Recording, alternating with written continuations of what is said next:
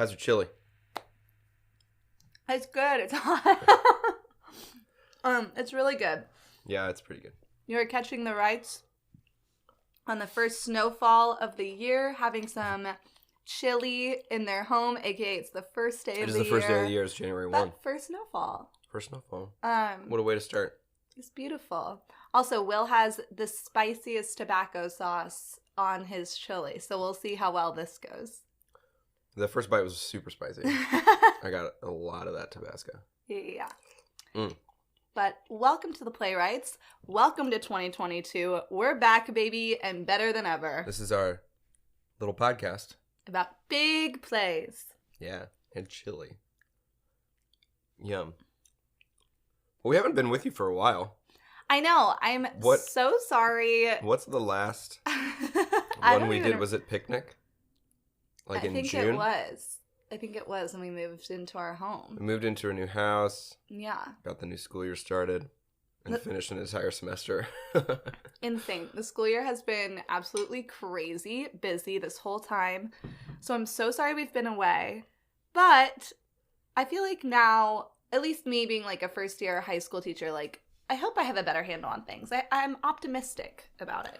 Yeah. Going into this spring. Are we optimistic that we're going to record a bunch of new episodes? We'll see. This new semester? I'm giving up social media. Oh, yeah, that's right. So, like, I'm already reorganizing the kitchen like 3 different times. Yeah, she did. I thought like while I was making one pot of chili. But I was like, whoa, okay. There's more time on our hands, aka my hands. So it's very possible. Also, I want to read more, and like, since I'll be scrolling less. So I'm hoping that we'll be back on. But Will, what were some highlights of the fall? Just real quick. Let's see. Wow. 2 fantastic shows we directed. You directed Addams Family. I directed You Can't Take It With You. That was super fun. What else happened? My gosh. We have grown accustomed to our new house, and we painted our bedroom, and we love it. We love it. And I know. I feel like our whole lives were those 2 shows for quite a while. Yeah. So yeah, but I really like living in Shawnee instead of Overland Park. Yeah, me too. Yeah, that's been like a huge. Even though I grew up in Overland Park, I am fully in love with Shawnee. So much so, I bought a hat that says Shawnee, Kansas from Ace Hardware. That's true. That is factual. Yeah. Just a little ma and pop store called Ace Hardware. You know. Just kidding. It kind of feels like that. It does. It's a smaller hardware. It's not a Home Depot. You know? Yeah, it's not overwhelming. Yeah. Anyways, I digress. We are going to get into a play today and get to know each other more and our hopes and dreams throughout this episode. But the play we are covering is called Oslo by J.T. Rogers. And specifically, we watched the movie version, which is on HBO Max. Yeah. So we've not read the whole thing. Slash, I have not read a single word of the actual play. But the play that is on HBO, aka it was adapted for film, was adapted by the playwright. So really? I feel better about it. Oh, yeah. Okay. Yeah. Okay. So, well, like, what did you think of the movie? Like, is it, like, I didn't even really ask you that. Like, did you enjoy watching it? Okay. It's not, is that your kind of film? A little historically accurate. I don't know what your kind of film is supposed to mean, but at first I thought I was too stupid for it. It does take a little bit of background knowledge. Yeah. Yeah. We had to like pause at 8 minutes in, and I was like, what is happening? But once Will, my sweet government teaching husband, taught me what was going on, I could get fully invested in it. And from then it was like pretty simple.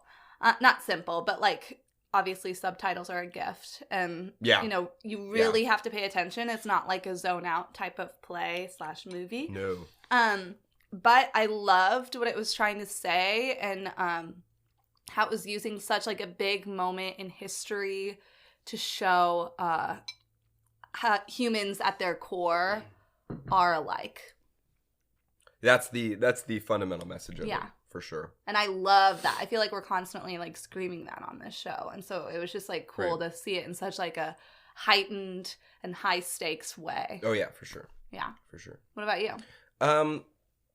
Yeah, I enjoyed it.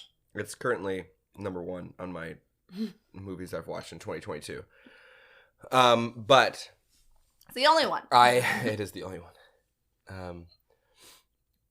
But as far as like adaptations of like historical events go, it didn't draw me in the way I thought it would, I guess. I really liked its message. It was like, did it need all of, I guess, like there was one moment in particular that I was like really like, I think, disappointed in, but like the acting was good. I thought the direction was good. Although it was like kind of a made-for-TV movie, it didn't feel like that. No. Like the budget felt like good, and like Andrew Scott is good in it. Amazing. I love him forever. So I don't know. I don't know what I was expecting. It was about on par, I guess, with what I was expecting.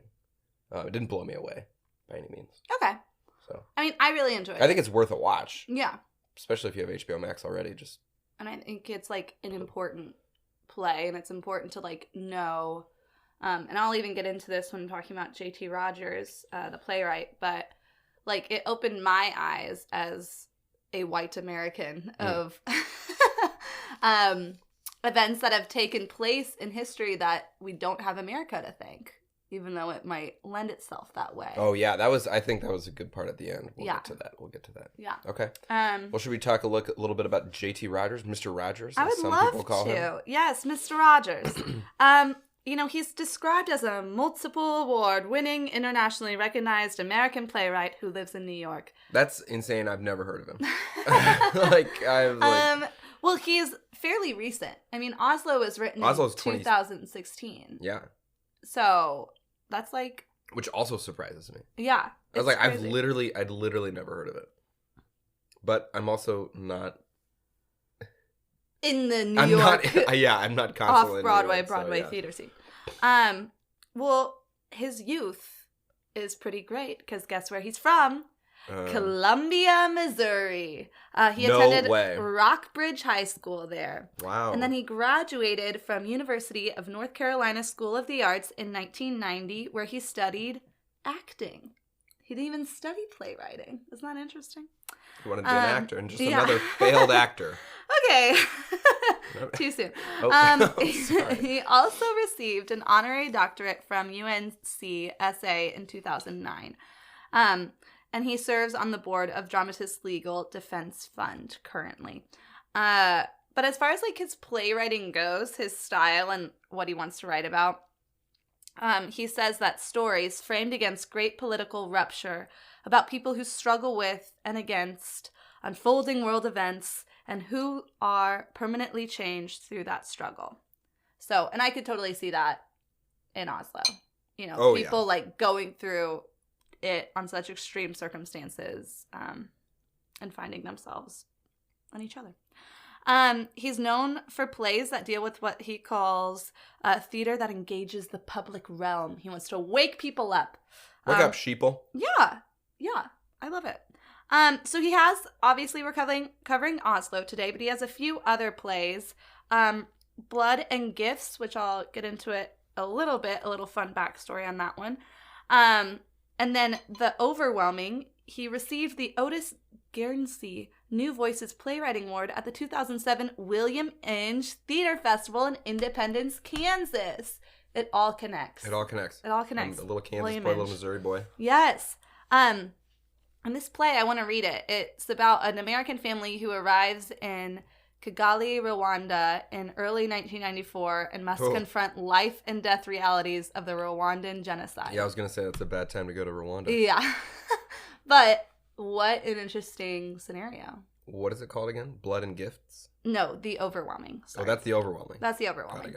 But yeah, so I definitely want to read that. I appreciate, because he's like a white man and he writes kind of through a white lens still, but wants to bring awareness to like events happening all around the world. Like, I don't know, I really appreciate about him.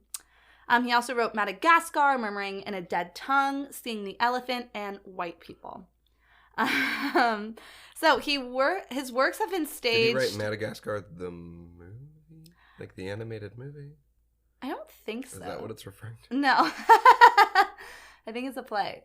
Pretty good movie, though. When was Madagascar written, though? I was going to say, it's around 2004. Hey, Google. If I had to guess. When was Madagascar, the movie, written? According to Wikipedia, Madagascar is a 2005 American computer-animated comedy film produced by DreamWorks Animation and distributed by DreamWorks Pictures. Okay, we're going to have to explore. Okay, Google, stop. We're going to have to explore more because Google says that it was premiered in 2005, which is very close to 2004. So we will. I'm looking it up right now. Great. As you look that up, I will continue.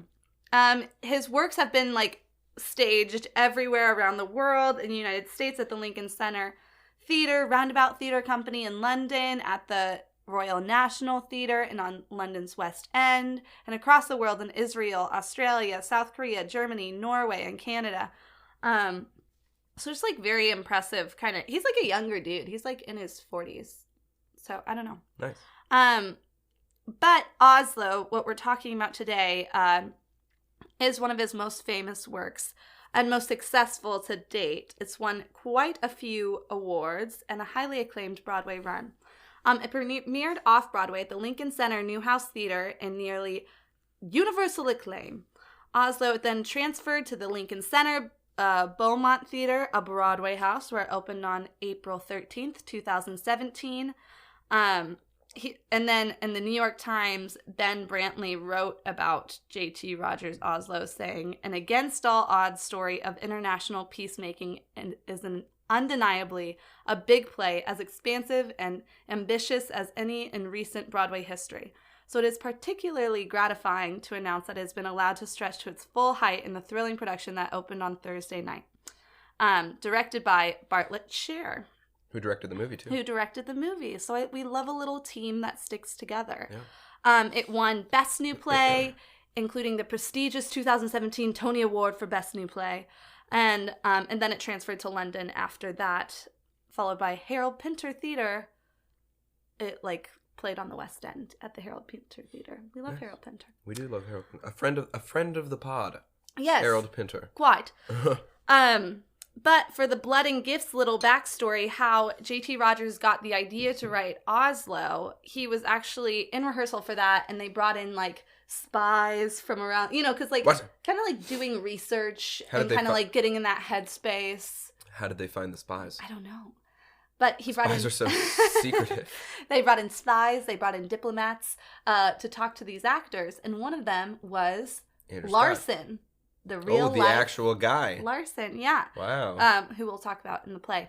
But so he went out to drinks with him after that rehearsal and just talked to him, and that's when it opened his mind about how the Palestinian-Israeli Oslo Accord came to be through Larson. He had no idea. He thought it was Bill Clinton pulling the strings, and he's I felt so dumb in front of the person who actually made it all happen. Who felt so dumb?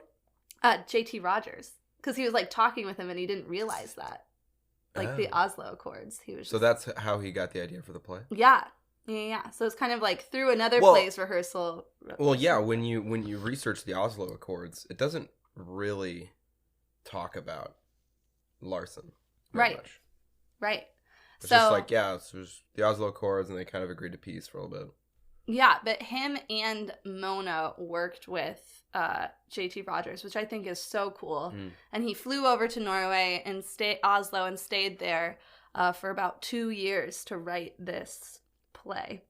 And he also said, I was watching this interview, and he said that he wanted to write it through the Norwegian lens, since that's who he had firsthand kind of contact with the Norwegians who were there, right? And has more of an understanding of that than he would the Israeli perspective and the Palestinian perspective. And I think that comes through, and I think it kind of creates an interesting story structure within it as well, because we see growth in everyone, but especially Mona and Larson.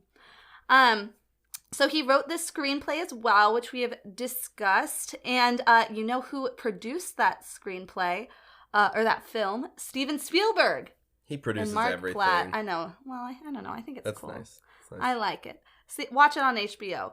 And currently, Rogers is writing a television series called Tokyo Vice, and it's based on a nonfiction book by Jake Aldestein. And it's a 10-part series. It's going to be produced by HBO Max, so keep an eye out. It's going to star Ansel Elgort, who plays, I know, not a huge fan, but like I'll still watch it because I like JT Rogers. Sure. But it's going to be about an American journalist who embeds himself into Tokyo Vice police squad to reveal corruption. Dun dun dun. So that's it. Ansel Elgort goes to like the drug place and they're like, "You're not an American cop, are you?" And he's like, "No, of course not. I'm not an American cop."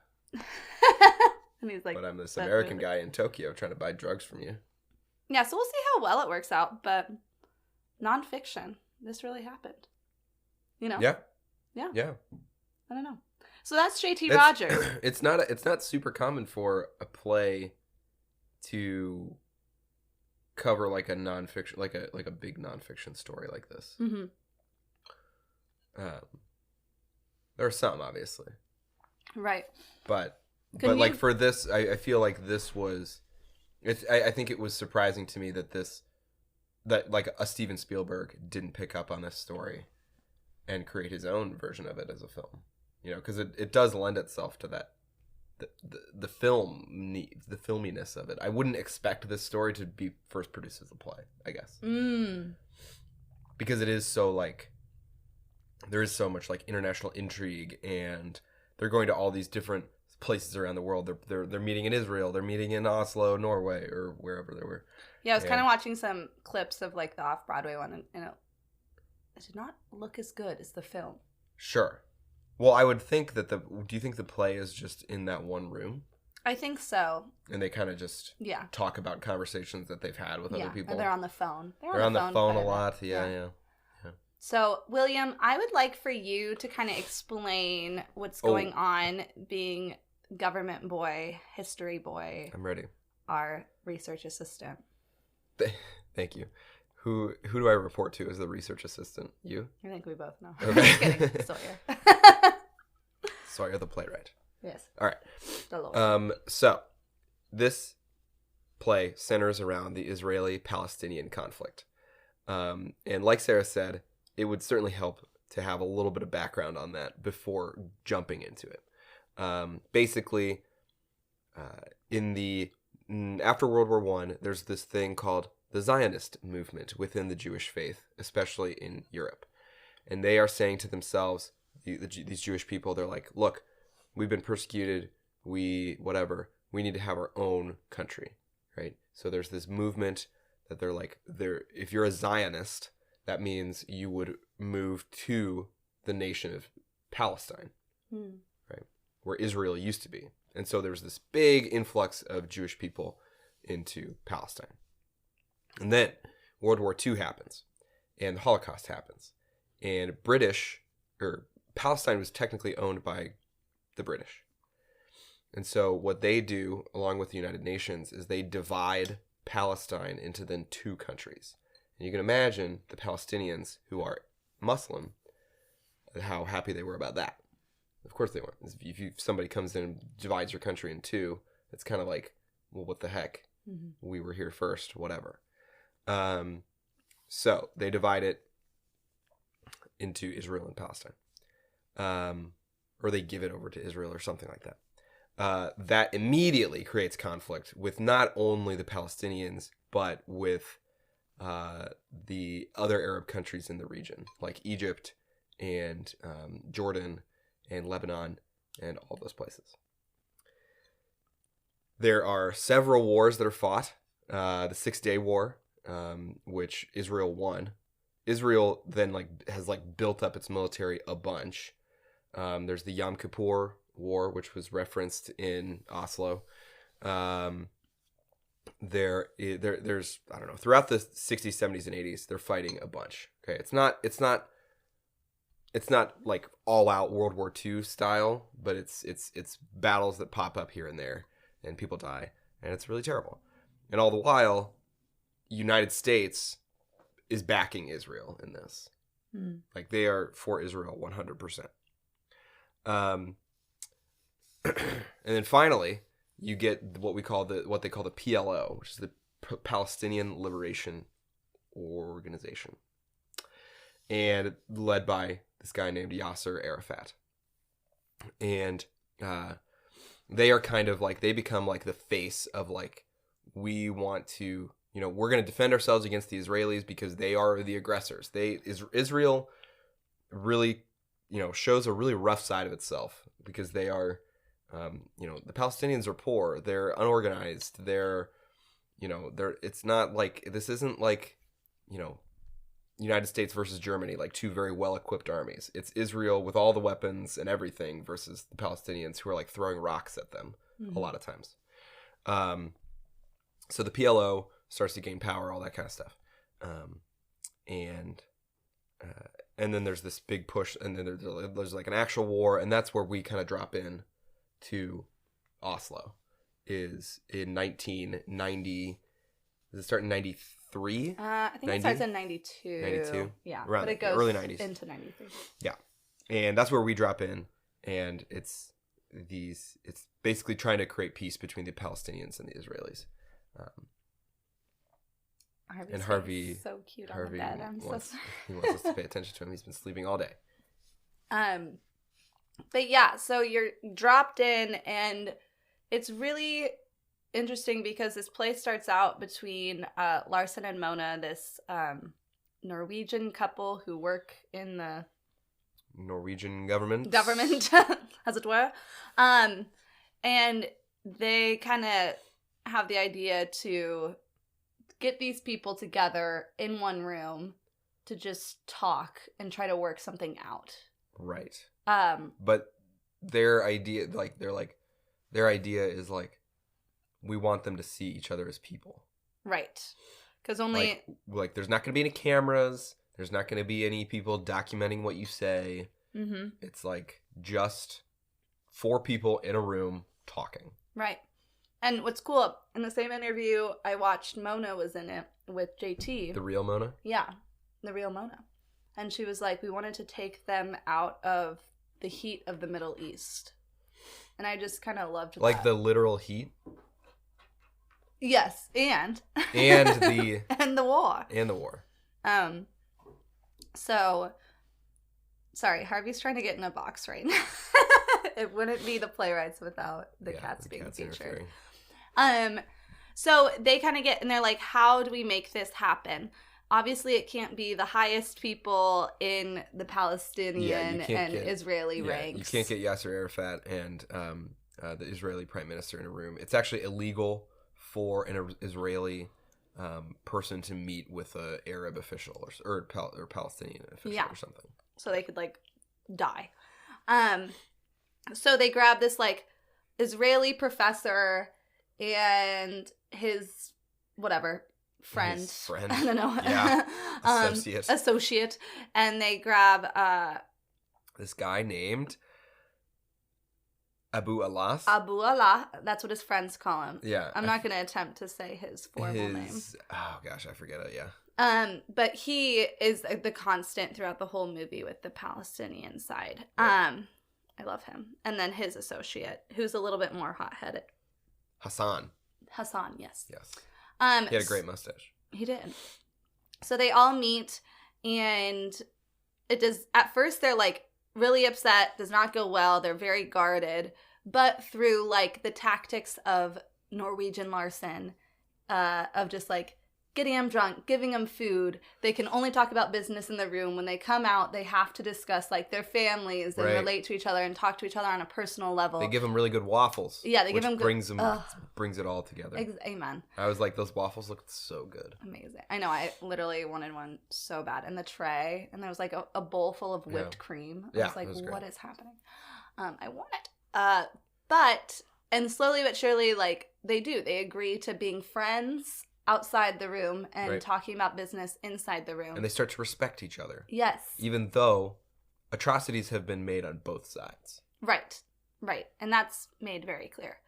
So so they, make progress, but then obviously it can't be enough to like fix everything. It's no offense, just a professor, and it's yeah, that was like the really confusing part. It's like who is really like, because like at first like the Israelis are like, it's actually not even like official from the Israelis. It's literally just like very few people about it like in the Israel government know that this is even happening. Like the Palestinians, like Yasser Arafat like is aware that these talks are happening, and he's like the voice, and like Abu is like the voice of Yasser Arafat. Yeah. But it's not this case for the Israelis. No. So you're like, where is this? What is this even going to happen? So. And I felt like that the whole time, but I was rooting for them. So I was rooting. It felt good to like be rooting for peace. Right. It was just like, yeah, it's true. The idea that like this fighting has gone on for so long, and like one of the characters says like we're sick of fighting, like we don't like our wives and our mothers and our sons have all been killed, and like we don't want this anymore, but like you guys have to kind of see our side of this. Yeah, you have to like meet us halfway or meet us a little bit. Right. So basically it's kind of like that same scenario, but you just keep moving up in the ranks with the Israeli. So then you're meeting with our boy Yuri, who at first looks like he's straight out of the Matrix. He's literally wearing sunglasses and like a long leather jacket, and I was just like, what the heck is this? Yeah, he's like really scary. And then at one point you think he's gonna like kill the Norwegian married couple, and then oh yeah, that's right. Then he starts dancing with her, and he's like, this is gonna be great, we can do business together, this is crazy. Yeah, and I loved how like each side says like this, like, you're the first Palestinian I've ever talked to, or you're the first Jew I've ever talked to. I thought that was really beautiful. Yeah. And they were like both scared. Yeah. But it's like this macho being scared, right? They put up like a total shell wall. Right. Act all calm, cool, and collected. Like they totally own the scene. Right. And then the next scene, you're like, he's like, I was actually like very terrified. Yeah. And you're like, whoa. I don't know. So that was kind of cool, because I always think I forget that people are different and respond to situations differently, and not everyone's going to be scared in the same way. Not every person's going to be mad in the same way, or you know. And these people are so like, sorry, I don't mean to say these people. The people in the film, they're so passionate. Oh my gosh, yeah. And it was so beautiful to watch, because I also thought about like, I don't know, there's been a trend at my job where they'll be like, if you have a problem with someone, just say it to their face. And at first I was like, oh my gosh, what? What an idea. Well, I just feel like there's like this Midwestern like decorum of like always having to be polite or something. Yeah. And then we're watching this, and you just see these people be like, listen, we hate you because you did this. And that was really terrible and bad. And then they're like, listen, we hate you because you did this. And it was terrible and bad. And I was just like, they just lay it all out there. And like, they're passionate. They're screaming at each other in their face. Not that you always have to like scream, but there's something like so beautiful in them fully just being upfront with how they felt about the other. Right. That was like awesome. Yeah. And they're fighting for like their home. I thought that was like very powerful, that it's like, this is like, I don't feel that way about the United States. Right. You know? I thought that too. Like, I don't, like, that's not how I look at the United States. Like, sure, like, this is where I live. But if, like, push came to shove, it's like, yeah, there's so much stuff. I'm not the biggest fan of the United States all the time. But, like, these people are like, no, Palestine, that's my home. And these are my people, right? Yeah. Or, like, Israel, that's my home. These are my people. And I'm standing up for them. I thought that point was brought across very well. That, like, the culture of these two countries is different than what we kind of view, than how like we look at the United States, I think, in 2022. Right. And I was like, oh, I kind of want some, like to feel. I mean, it would be nice. It would be nice if I was a little bit more happy with. I don't know. Well, I feel like I'm sure you would have that if like we went into World War III. Yeah, maybe. And I feel like theirs is like in religion too, so it makes it. It's very based in religion. Yeah, so it makes things a lot different. Yes, definitely. But, you know, they continue. I guess we'll just finish the plot of the movie. Sure. They continue on. They move up in the Israeli ranks. So much so till you're at like the president of both sides. Basically, I'm going to equivalent it to that because I don't know how to. Just for the purpose of this podcast. Yeah. I don't really know what I'm talking about when it comes to like Israeli democracy. I don't think it's a democracy. No, it's kind of a democracy. Okay, It's like what Great Britain has. Okay. So I don't really know what I'm talking about. I'm just kind of as a third party viewer, you know. But so they're basically both their presidents at the end. They're still negotiating. It's just like a ton of negotiations after another, and then they finally agree to have a certain type of peace, but also table some things later. And that was kind of heartbreaking because one of the things that they tabled for later was Jerusalem. And what do you do with Jerusalem? Me, even white girl from Kansas, I was like, I know that they still fight over Jerusalem. And I just wish they figured that out. Oh, okay. Before, you know, in that moment. Because I feel like it could have saved a lot of fighting even going on today. Later on. So, yeah, I don't know. And then, yeah, like we kind of said how at the end you see real clips of Bill Clinton being the center of this like agreement between Pakistan and Palestine. Sorry. Oh, sorry. Yeah, Palestine. What am I saying? Palestine and Israel. And it wasn't Bill Clinton. He really had very little to do with it. If you can believe what the movie presented as fact. Yeah. I don't know how much I was trying. Well, he said it was like dramatized, but also they're called the Oslo Accords. Right. So I'm like, they're not called the Bill Clinton Accords. Yeah, they're not even called like anywhere in the U.S. Accords. Yeah, there were the Camp David Accords, which were organized by Jimmy Carter, and that worked for a little bit. But that not really though. That was in the 70s. There was no agreements reached. There were no agreements. Never mind.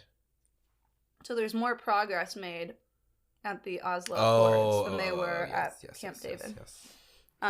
So that was kind of like annoying because then no wonder the world hates us. You know, we just like swoop in and get like take all the credit. Brass tacks. And the whole time they're like, don't tell the Americans because they're just going to be nightmares and like, you know, defend, like you were saying, Israel more. Yeah. And if they know this is happening. Right.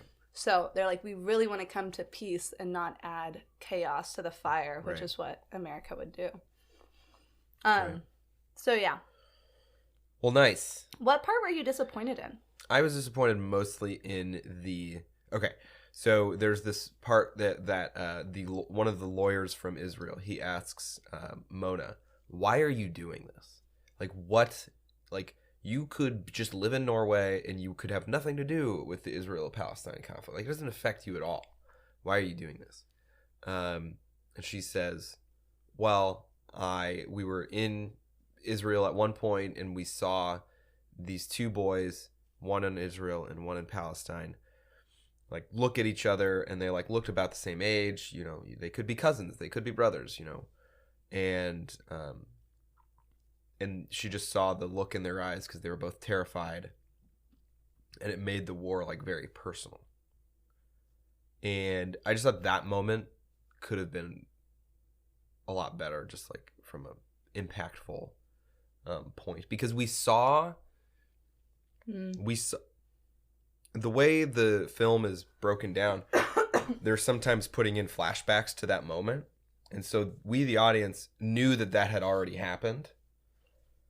And I just was like, that was a weird choice that they put in, that they didn't wait for that revelation until when she tells the lawyer. So just like cinematically. Yeah, that didn't really work for me. And but that moment of making the war not about two countries fighting each other, but about people fighting each other, is something that is really powerful, and I've thought about it a lot because there's a moment similar in Saving Private Ryan where there's these two soldiers and they're just fight. Like a lot of times you're out on the battlefield and people are shooting at you and you're shooting back, right? It's not personal. You don't see what's on the other person's face, all that kind of stuff. It's just like you are literally fighting for your life.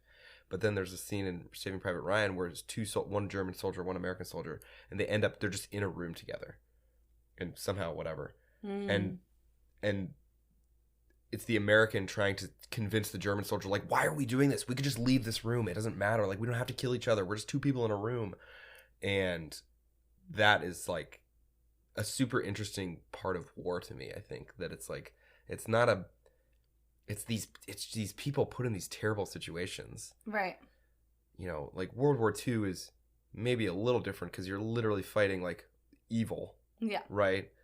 But, you know, in the Israel-Palestine conflict, it's like, if we all just like put down our weapons, maybe we could reach some kind of agreement. Right. So that's just something that I just was disappointed in that. I was also disappointed. I wanted to know more about Larson and Mona's relationship, and I wanted that to take a little more screen time. I think that was I think that was underplayed. And I was wondering, I wonder if there's more of it in the play, because the play's about 3 hours long. Right. The movie's 2 hours. Yeah. I don't know if I agree with you on that, because it's not really about them. No, it's not. But I think that question of like, why are you doing this? I wasn't totally satisfied with their answer. They're like, oh, well, one time we saw two people on a street and they almost killed each other. It's like, that's why. It's like, it was she got shot at. It was a very traumatizing experience. Sure.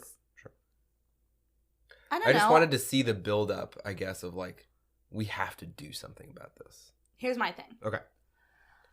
I think it gave me hope that there's noble people in the world, because she still had a flaw that we saw alter a little bit. So her flaw was, stay out of it, not our problem. We have to be professional about this. Sure. We can't help them. We can't intervene. We're just facilitating. Yeah, we're just we're helping them as much as we can, but we can't get involved. And Sure. like, you kept hearing that over and over again. And while I agree to a certain point, it's because like, also you don't understand how, you know, their governments are like fully whatever. They didn't want to take sides. Yeah.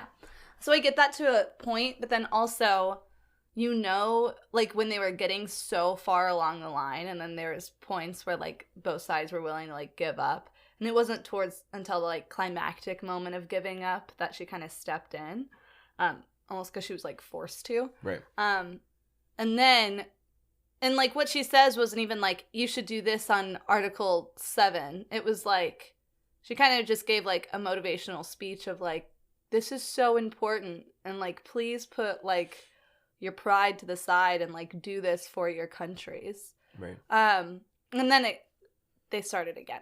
So it was nice where you saw her have growth, but also what she was doing was like so helpful, you know, and how she was waking up people. Like, I loved her line where she was like, the world's given up on you. Yeah. No one's coming to help after us. Yeah. So it's either this or you're alone forever. Yeah, and you're just going to kill everyone on the other side. Right. Or they're going to kill you. And so I think when she had like such a firsthand account of like, literally she saw blood-covered snow. She saw that experience of the boys. She felt getting shot at by the car. Like, she felt the atmosphere of it. But then also, she works in the government and knows how they can, like, I think she cares about yielding the power for good. Yeah. So, I don't know. I don't know if I agree with you on that. Okay. Yeah. Okay. That's okay. But also, because I bet there is another... There were a lot of parts I liked. Yeah. This is not like a bash on Oslo. No, it's just like I wanted to talk a little bit more. Yeah. And I did, there was a scene between Larson and Mona that I liked where he was like, because like their marriage dynamic, I mean, at one point I wrote this quote down because I was going to ask you how you felt about it as a married person. Okay. Where I forget who says it. I feel like it's Abu Allah, but he's like, you are nothing without her. Oh yeah. And like, he's being told talking to Larson. Yeah. And he's being told this about his wife, like, over and over. And I mean, like, that must be, like, so belittling. Like, and I think he even says that at one point where he's like, you keep, like, stifling me, or, like, stifling what I want to do for these people. And she, like, won't budge on it. And they kind of like, their conversation doesn't really reach that argument doesn't reach like a happy moment. Right. But they are like such a committed professional couple. Yeah. And I really enjoyed watching that. That was good, but then at one point you asked, like, he was like, somebody was like, oh, you're nothing without your wife. And you were like, wait, who's his wife? I was like, it was Mona. It wasn't super clear that they were married until about halfway through the film. But I think that's also like, I think that was a mistake. I don't know. I kind of appreciate that because then it's like some couples are like that, where you don't even realize they're married. And like, it's kind of a movie showing that kind of couple. Not every couple is it really obvious, like, this is my husband. They did call each other darling a lot, and I think we're assuming. I assumed he was kind of, his first conversation on the phone, I thought he was just some suave spy. He was like, oh, darling. Yeah. And he was like well, I also have a lens on, like, Andrew Scott, because, like, I know he's gay. So it's hard for me to, like, decipher when he's, like, gay or when he's straight in a role. And that's just, like, my own thing of, like, because, you know, you say darling, and I'm like, well, is he, like, you know. Is he your gay best friend or something? Yeah, I don't know. I get that. Yeah, no, and I'm just like, I just felt like, I was like, yeah, movie should make that a little more clear. That's fair. That should not have been their first, that conversation should not have been the first time we see them. But anyway, doesn't matter. Who am I to, I always say this, I'm like, who am I to criticize these people, these great artists? It's our job. It's our job. This is what we get paid to do. Not really, but it's all right. There's a couple of quotes I liked that I wrote down during it. One of them was, "Without her, you are nothing," because like I feel like that's our relation. I'm just kidding. No, it's just that's true. I was asking you as a husband how would you feel if someone said that? Without her, you are nothing. I'd say you're right. Now, get in line. Get in line? Yeah. Is there this like... I'm imagining this like a high schooler saying that to me. Get to class. He gets out of like the lunch line. Yeah. Hey, Mr. Right. You're without you are nothing. Hey, kid, get back in line. Hey, kid, that is correct. Get back in line. Get to class. That's the only... I love that that's the scenario you No, if somebody said that to me, I would be like, yeah, you are right, because you're who I live for. Aww. I was really just wasting time until I could actually think of something that was better than that. I appreciate that. Yeah. Both sides of it. But a couple of other quotes that I really enjoyed, because I think J.T. Rogers does such a beautiful job on like encapsulating kind of the message he wants to come across without slapping you in the face. So these were some moments of that. It's only in sharing of the personal that we can see each other for who we really are. Beautiful. Our peoples live in the past, obsessing over what we have lost. And I was like, word. I'm guilty of that. But, you know, you just like, you know, you obsess over like what you didn't have, what you didn't get. You kind of put your self-worth on what's happened prior instead of like looking towards what you can become or the future. Right. I feel like I'm the opposite, where I probably forgive people too quickly. Yeah, you do. And I don't let it impact me. And then I'm like, and then you're like, remember this? They did that really bad thing to you. And I was like, oh yeah, that's right. Well, I'm going to go hang out with them now. Bye. Yeah, I don't care. So yeah, you got to find that balance of like people can't get away with treating you badly. Right. But you also, at a certain point, you got to forgive and forget. Yeah. But maybe not when... But that's the thing. It's like they fought so many wars. It's like, at what point do you just say like, oh, actually, yeah. It's like, oh, well, all things being equal, you know, you've killed a lot of our people, we've killed a lot of yours. You know, let's be friends now. That's really, it's hard. Yeah. So I get why this conflict has been going on for so long. Right. No, I get it. It's so hard, but it's also like, I mean, since it has been going on for so long, it's not even the same people that started it. Right. You're all just like Right. rallying. And these new Israeli soldiers, like in Israel, you have to be in the army for once you're 18. And it's like these Israeli, like even in this conflict popped up again in 2021, and it got bloody again, and Israel was like bombing Palestine for no reason. It's so frustrating. And I think that's what's hard for me. That I'm like, that's why it was so nice to see just people in a room talking. Which leads me to my next quote. For if we cannot sit across the table from our enemies and see them and hear them as human beings, what will become of us? That's powerful. Yeah. I mean, like, truly. And I think even in, like, your own self-growth, even in, like, how you view the world, if you can't keep, like, evolving and seeing others, like, as equals, then, like, and listening and observing, I don't know, then you're not truly growing. You're stagnant and you're just, a prisoner to your own prejudices. Right. And you're not treating them with dignity. Right. You're just... Or yourself, really. If you don't give yourself the opportunity to just hear people out. Yeah. Tell their side. Yeah. Everybody's got a story. Amen.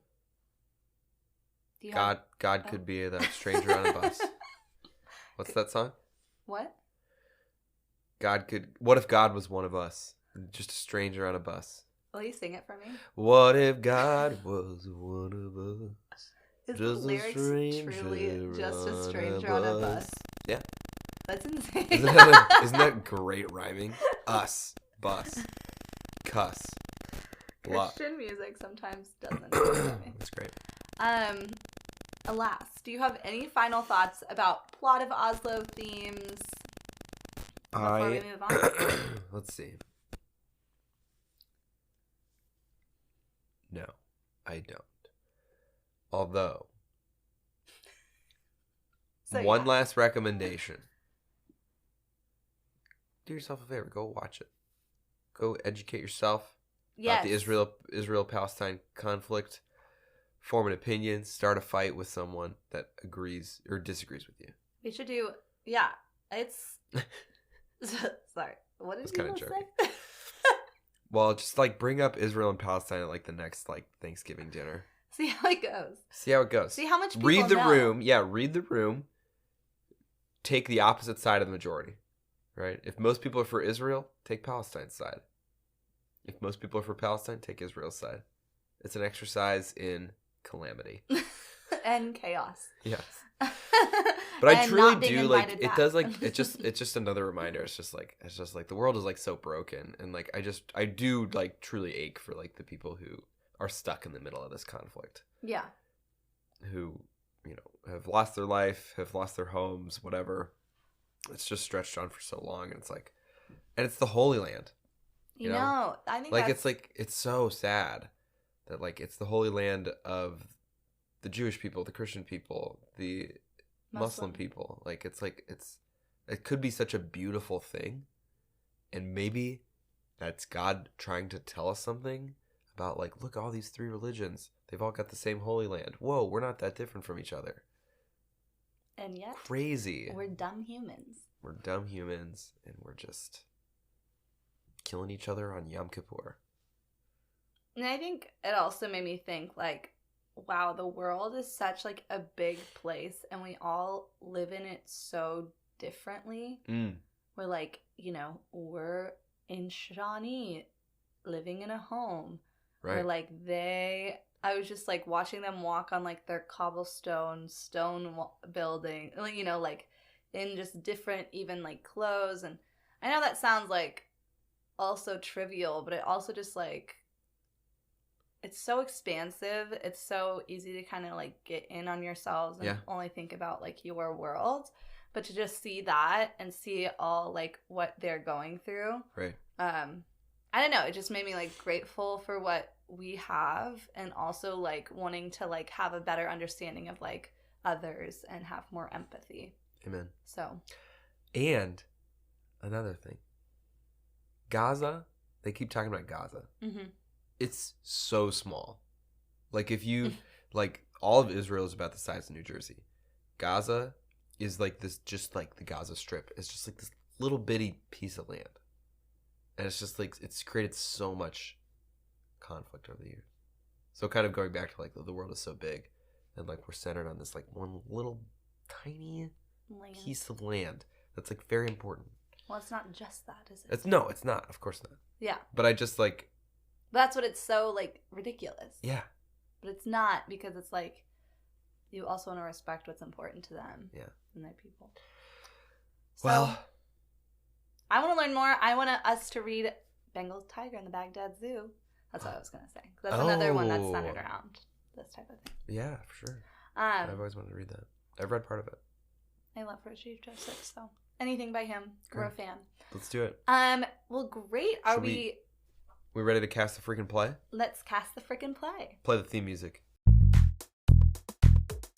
Cast the freaking play. Okay, theme music's done. Where? All right, I had is a my cast? very Okay, got it. I had a very hard time.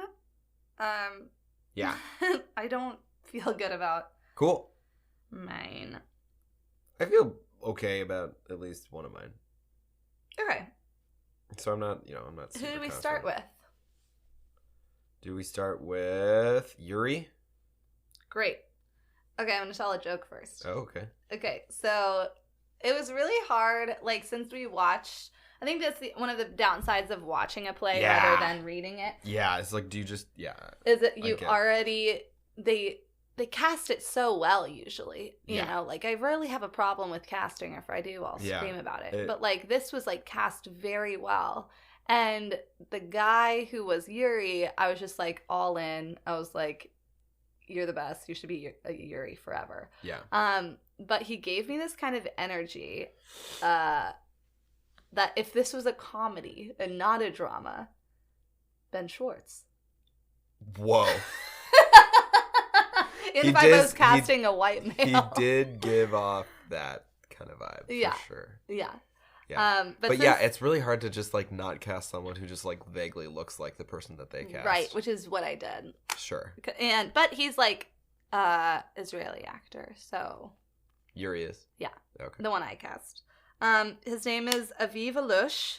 Oh, I thought you actually cast Ben Schwartz. No, that was my like joke, but then now Ooh. this is real. Okay.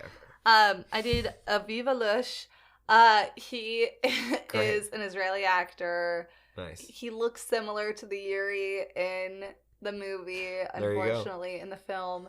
Does he look like he's out of the And- Matrix? Yeah, Nice. he's hot, like Yuri was. Yuri was hot. I was like, who the heck is this guy? I know. I was like, I'm into it. Great. Go off. Create peace. But yeah, he was just like in Baker and Beauty and the Baker and some other stuff. Nice. I'm not feeling Can I see- confident. Can I see a picture? Yeah, I'll pull one up. Who did Nice. you choose? Well, I went with Oh wait, I actually had one pulled up. there he is. He does look very similar to That's good. I did not cast an Israeli actor. Maybe I could should be- get bonus points which for could be that. real rough. Yeah.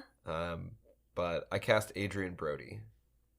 I don't know who that is. He is he's the pianist. He's in Succession season 3 for a hot second.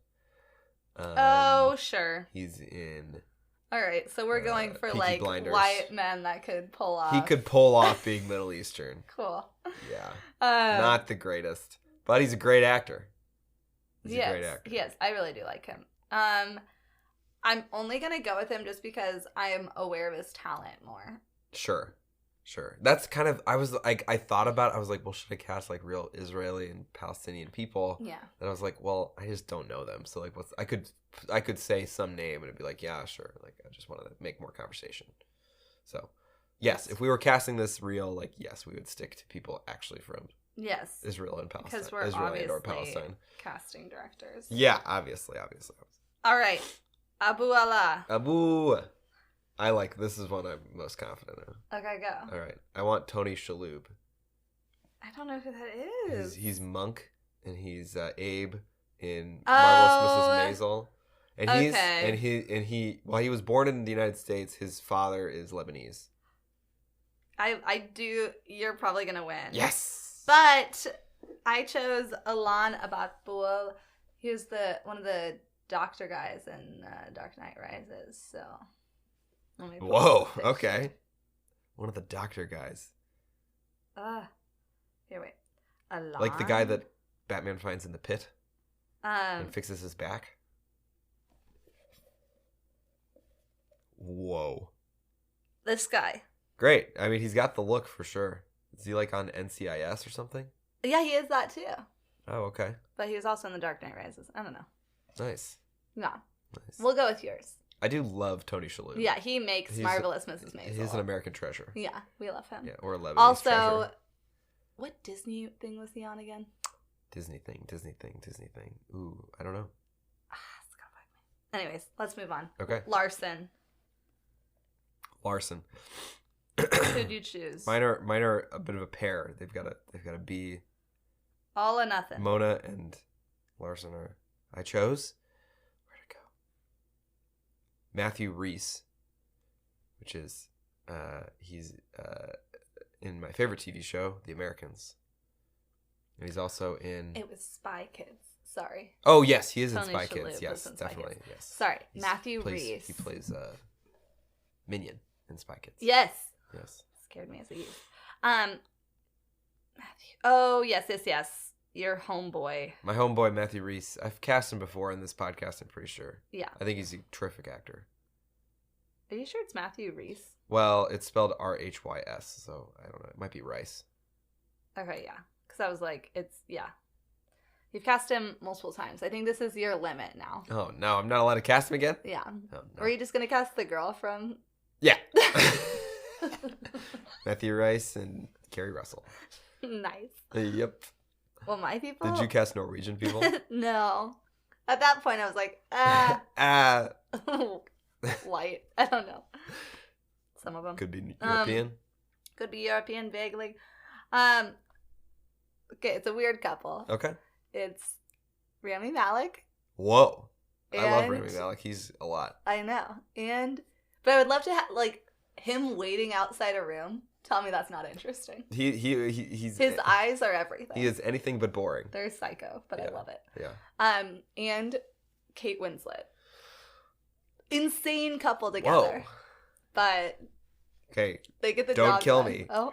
Which one's Kate Winslet again? Oh my god. Is she Titanic? Yes. Okay. There's a lot of Kates, you know. Name another one. Kate Blanchett. Name another one. That person from Kate Beckinsale. And that person, who am I thinking of? I'm thinking Kate of... McKinnon. Just kidding. No, I know her name is not Kate. It's okay.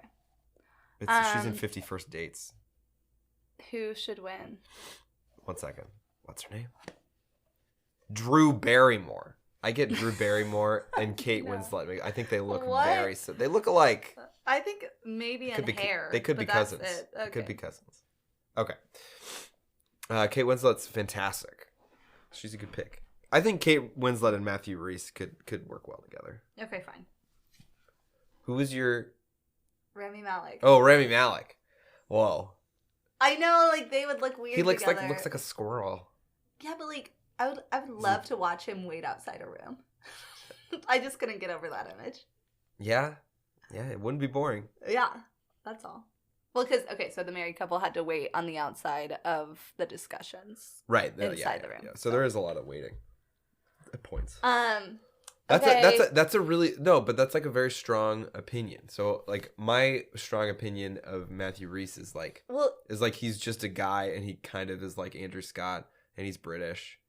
Well, He's a my good thing actor. is like it's just hard because I don't see Kate and Rami together. No, not at all. Rami, yeah, whatever. Rami's he's like a squirrel. Yeah. So I think Kate and Matthew could work. yeah. Yeah. Carrie Russell, I'm like I can take it or leave it. Okay. Well, I'll get 1 out of the 4. You got 3. Good job. Congratulations. Hey, thanks. I only wanted to cast Carrie Russell because I literally, when the movie started, I was like, "Is that Carrie Russell?" But Yeah. it wasn't. I don't know who that was. Well, great. Well, sick. We loved casting the freaking play. We Now we sure gotta did. get into our 3 questions. Yeah. Okay, let's do it. Do you feel hot today, Sarah? Do I feel hot today? Okay, guys. I'm being honest. Okay. I'm starting to give up drinking. I'm not pregnant, okay? I just want to announce that. It's a personal choice. It was, once you, get drunk and you're, 27 and, I don't know. Once you've kind of, drank a lot, on a night, you're like, what am I doing? Sure. I've definitely had that feeling. And I had that feeling recently, and I just felt, really stupid. And then I saw this one TikTok, and it was like, you gain a bunch of weight when you drink every day. And I was like, interesting. I feel like this fall I drank every day. Maybe. We enjoyed a beverage most nights. Most nights Yes. to help you sleep. No, so I have given that up 3 days ago. I know, over New Year's Eve night, don't tell my party guests, but your girl was drinking virgin cocktails. Did you not have any of the champagne? Oh, I guess. Did you throw it over your shoulder? No, I guess I participated. That would have been she's pregnant. Cheers, everyone. I did participate in the champagne toast. But just a sip. Just a sip. But everything else, no. Way less than I usually would. And I will say, these past 3 days, I've felt so good. I've had so much energy. I sleep well. I wake up feeling good. I've gotten so much done. And I don't know, I'm really excited about it. So in that respect, I feel hot. Very nice. Yeah. Do you feel hot? No, I have a cold, if you can't tell. Really? I wake up feeling congested and not good. You still look Thanks. hot. Thanks. I just hope before Monday it's basically gone. Yeah. I hope so It's too. just I never get sick twice in a year. I always get sick. For the past freaking 7 or 6 years of my life, I've gotten sick one time about, late fall. Will's kind of a baby when he's sick. A light cold knocks him out. He's done for. I've hardly been able to breathe. Anyway, so I know. I don't We've feel been hot hit today. hard with sickness this December. Yeah. But we've been boosted. We've been vaccinated. Yep. We're good. just Yeah, we're good. trying our best out Yep. here. All right. But yeah, I'm sorry about that. That's okay. What's next? Do you feel hot today? What are you mad at me? Am I mad at you? No. Cool. No. Cool. I'm not. Are you mad Thank at me? you. No, I'm not. Great.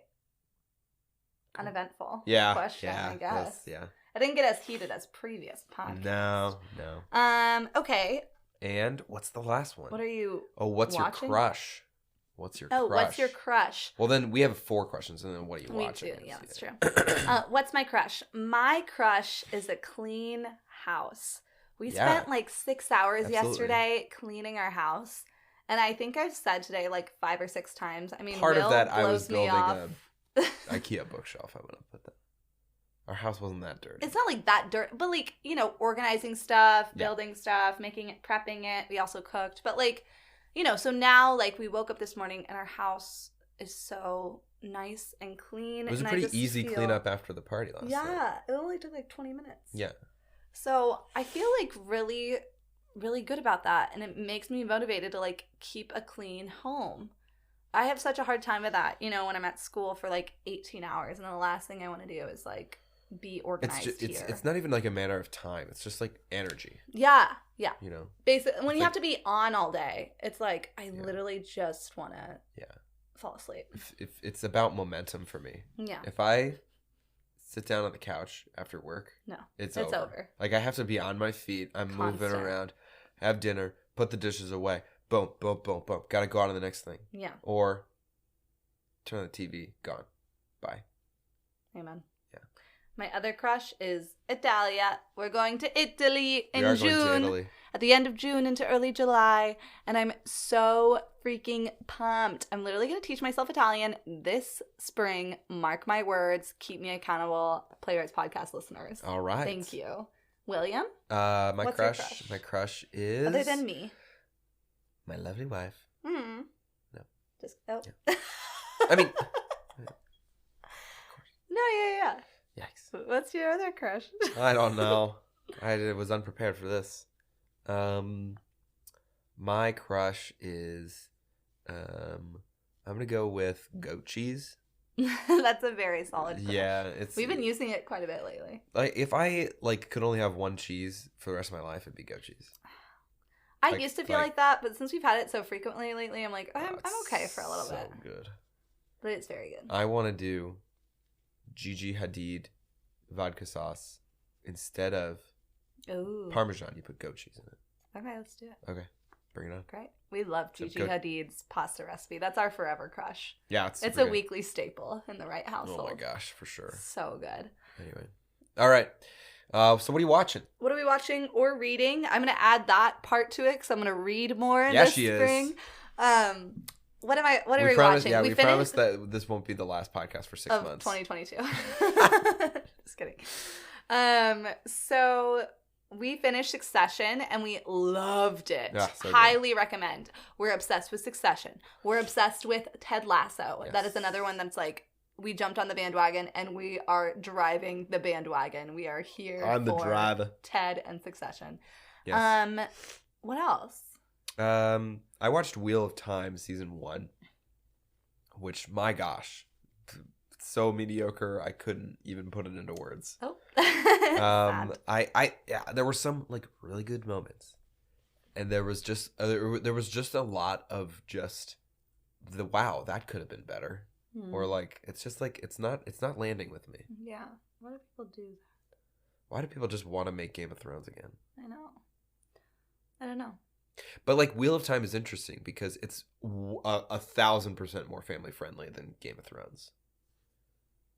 Like there's some violence, there's some blood or whatever, but It's like for those 12-year-olds out there. yeah, that are it's like looking I to don't get like into I it. don't know, like it's interesting.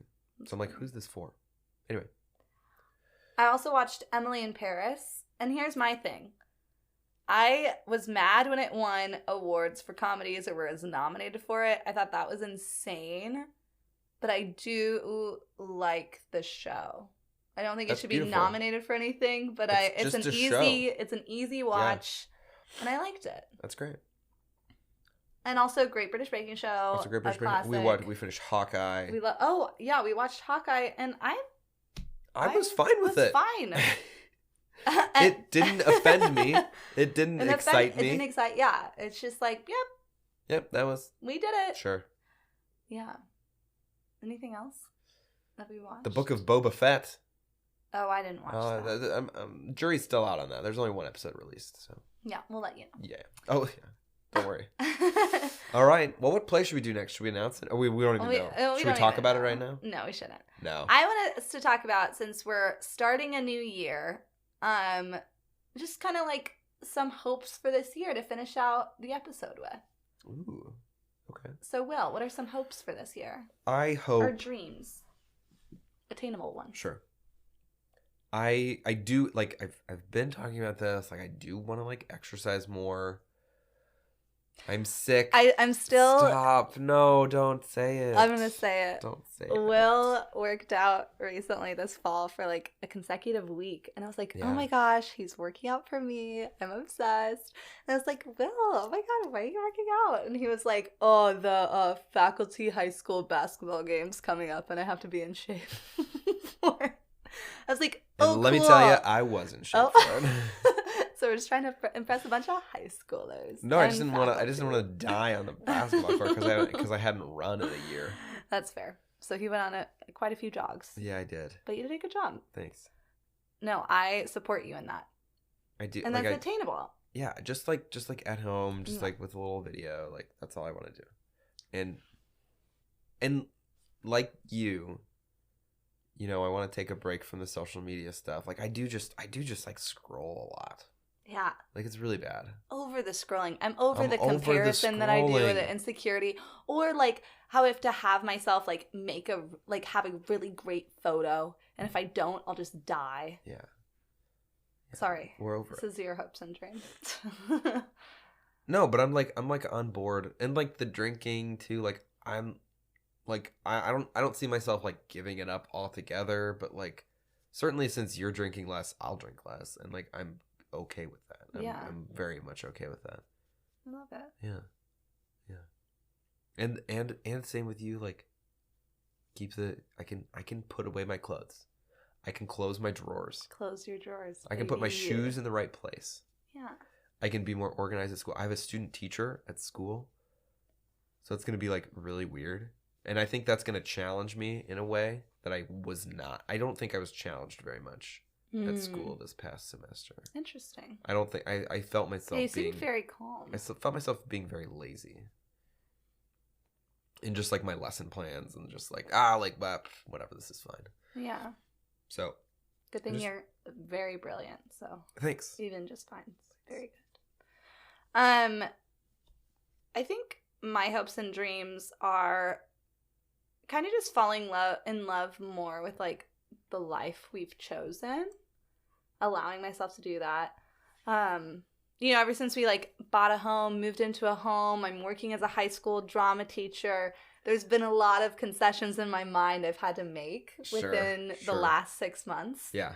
That I've kind of driven myself crazy over, when in fact I do really love it and I am like challenged by it and I want to keep like falling in love with it and never like settle or get comfortable in it. Right.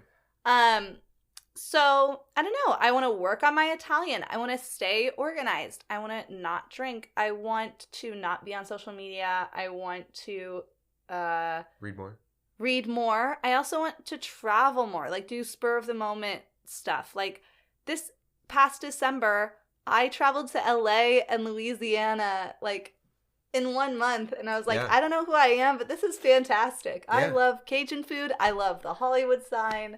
I'm here for all of it. Right. It doesn't have to be crazy trips either. No, yeah, it doesn't. We could go to Dallas for a weekend if we wanted. Yeah, or like Nashville. Let's go to Nash. Let's go to Nash, baby. I don't know. I just like, and it's nice with like our jobs and our lives right now where like that's possible. Sure. So there are like some really great things in this life we have chosen together. Right. And I just have to keep kind of motivated on that. Also like kind of putting my mental health as like a priority. And like, I feel like I kind of put it to the wayside because I was so stressed by school a lot of the time that I didn't really make time for myself. I kept putting like my job ahead of everything. Sure. So really kind of creating more balance in that. And then also I want to act this year in something, even if I have to produce it myself. We should. We should. We'll do it. We will. I really want to. Me too. We've got stages. I've got a stage. Let's do it. Feels weird to do edgy work on. I guess it doesn't have to be edgy. It wouldn't have to be edgy, but weird. On a Catholic school stage. Just kidding. We got the space. We do. Gosh darn it. All right. But yeah, that is that's the pod. The pod. I'm really excited for the next one. This was like very good to jump back in again. Yeah. I'm excited with where we're at in 2022. Yeah. And I love you. And I love you too. Thanks. We love you guys. We love you guys. Whoever's listening. And we will catch you next time. Catch you on the flippity flop. We love you and good night.